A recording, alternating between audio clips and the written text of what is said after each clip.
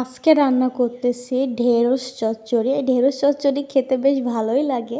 ঢেঁড়স ভাজি এবং চচ্চড়ি দুটোই ভালো লাগে। তো বাসায় কিছু ঢেঁড়স রাখা ছিল, ভাবলাম যে আজকে চচ্চড়ি করি। আর চচ্চড়ির সঙ্গে আমি একটা আলু কেটে দিয়েছিলাম আর সঙ্গে দিয়েছিলাম মাছ। আর এখানে আমি শাক ভাজি করব। আর এদিকে তরকারিটা হচ্ছে চচ্চড়ির তরকারিটা। আর এই তরকারিটা প্রায় হয়েই গেছে, এই অবস্থায় আমি নামিয়ে নেব। আর এদিকে শাকটা ভালো করে রান্না করে নেব। এগুলো ছিল বারোমিশালি শাক, কালকে বাসায় গিয়েছিলাম, ওখান থেকে তুলে এনেছিলাম।